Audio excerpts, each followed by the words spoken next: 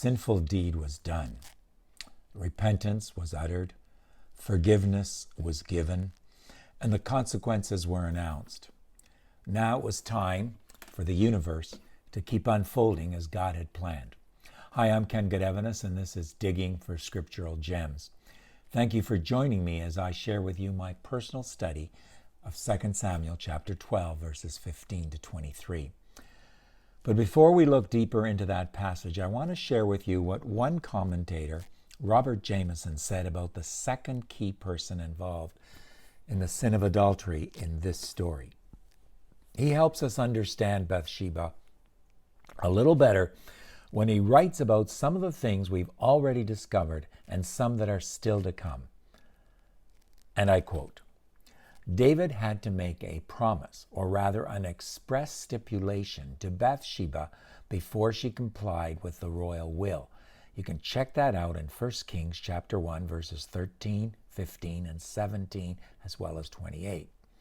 For in addition to her transcendent beauty, she appears to have been a woman of superior talents and address in obtaining the object of her ambition.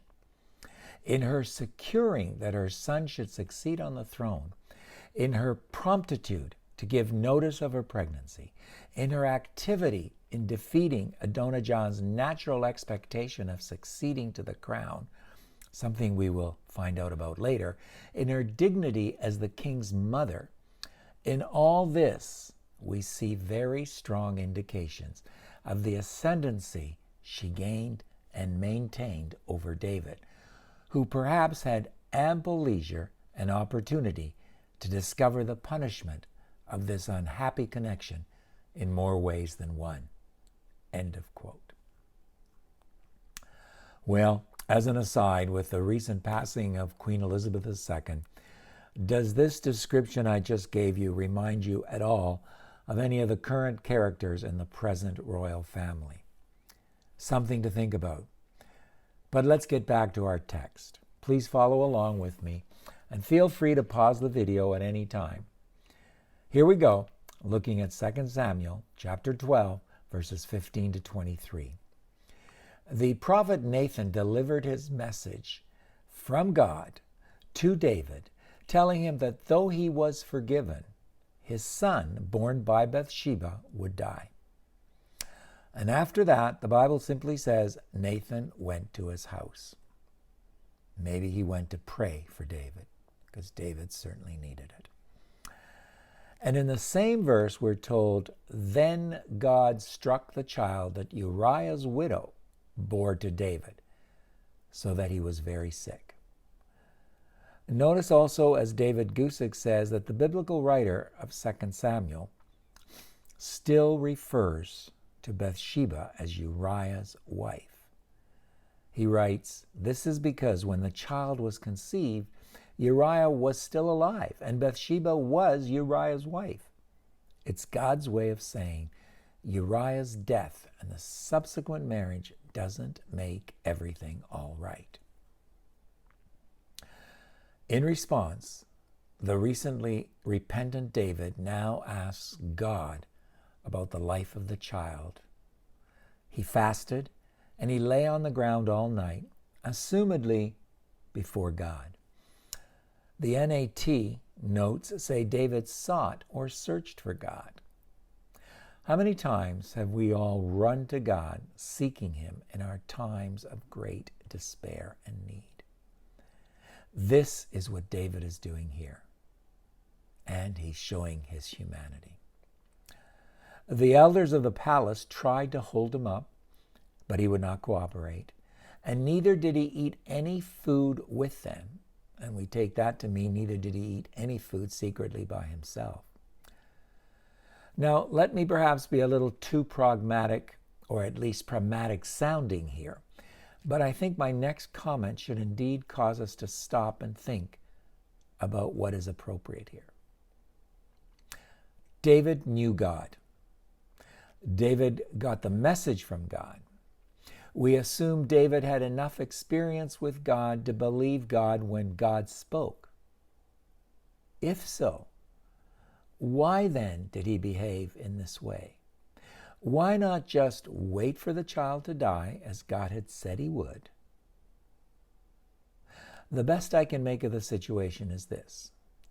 David's actions, as a minimum, prove to me at least that man always has some hope left in him, hoping for things to be different than they are bound to be in the future, hoping perhaps to change God's mind.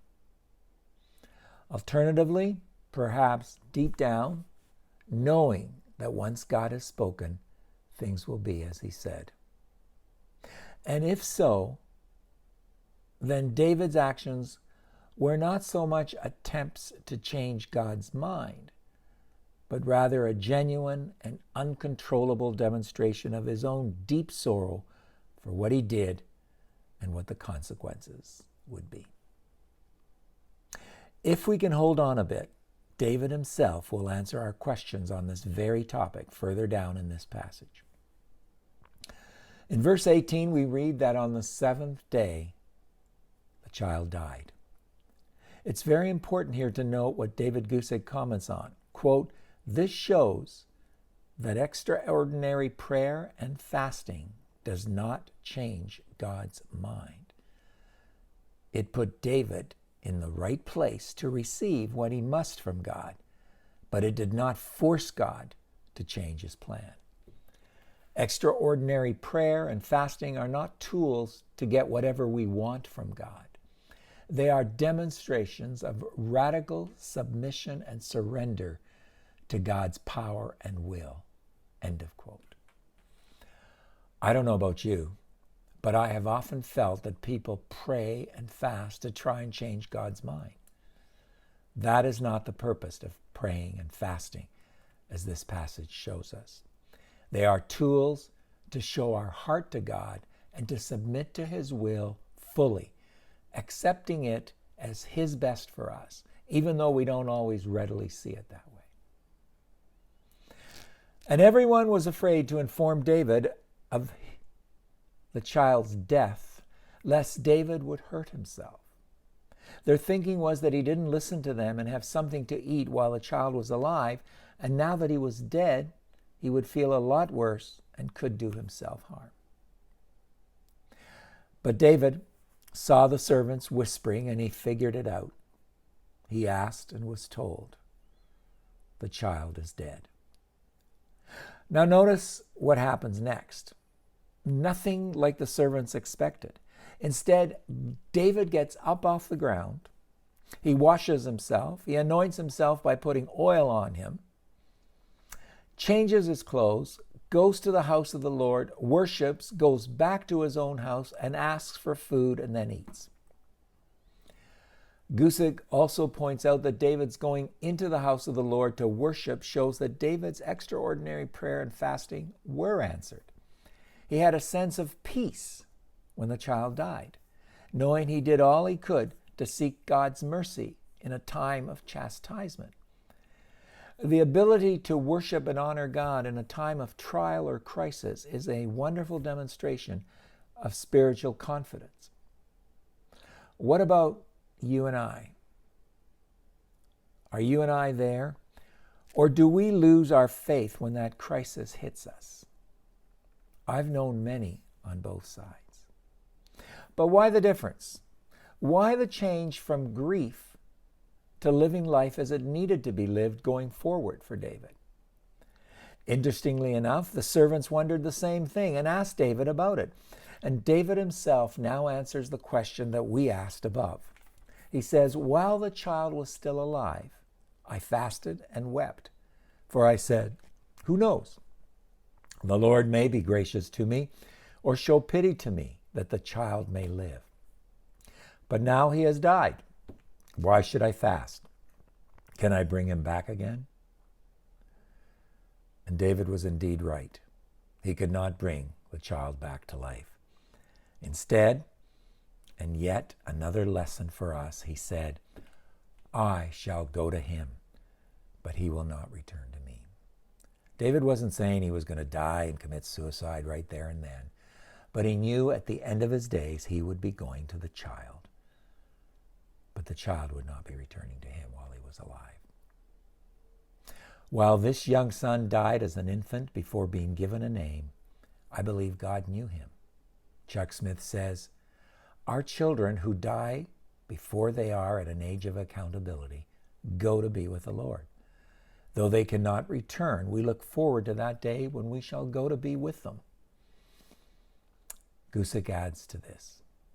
David was confident that his son would meet him in heaven. This is an indication that babies and perhaps children who pass from this world go to the next will go to heaven. 1 Corinthians 7:14 is an additional promise of assurance that the children of believers are saved, at least up to an age of accountability, which may differ for each child. However, we have no similar promise for the children of parents who are not Christians and get past the age of accountability. If the children of non-Christian parents are saved and do go to heaven, even some of them, it's important to understand that it's not because they are innocent. As sons and daughters of guilty Adam, we are also all born guilty. If such children go to heaven, it's not because they are innocent and deserve heaven, but because the rich mercy of God has been extended to them also. End of quote. And that's perfectly fine with me. I hope it is with you. In fact, Matthew Henry makes it even clearer when he writes, quote, the child died on the seventh day, verse 18, when it was 7 days old, and therefore not circumcised, which David might perhaps interpret as a further token of God's displeasure, that it died before it was brought under the seal of the covenant. Yet he does not therefore doubt of its being happy, for the benefits of the covenant do not depend upon the seals. End of quote. Now, I'm going to have to go back and look at that verse again. Was the 7 days from the time God struck the child, or was the 7 days from the time the child was born? I'm going to leave that as homework for you as well. You need to check that out. If it is 7 days from when the child was born, then the quote I just read above from Matthew Henry makes sense. Anyway, either way, it's more assurance that children younger than the age of personal accountability are special, even in God's plan of salvation. I look forward to your thoughts on this. Finally, Henry says, quote, those that are dead are out of the reach of our prayers, nor can our tears profit them. We can neither weep nor pray them back to this life, end of quote. Let's remember that for two reasons. As we lay our beloved in the Lord to rest, we are leaving them totally in God's hands. As we lay to rest those adults who do not know Jesus as far as we know, may we be moved to act more diligently in the sharing of the gospel of Christ with those in similar situations that are still alive. Next time, we will see that God provides David and Bathsheba with another son. Join us for that. Keep on studying God's Word. Share these Bible studies with others. Write to us. Give us your comments, your thoughts. I've asked for them today, or give us your questions. And we also ask that you like and subscribe to our YouTube channel, Digging for Scriptural Gems. Thank you to those of you that did so in the last couple of days. Until then, God bless.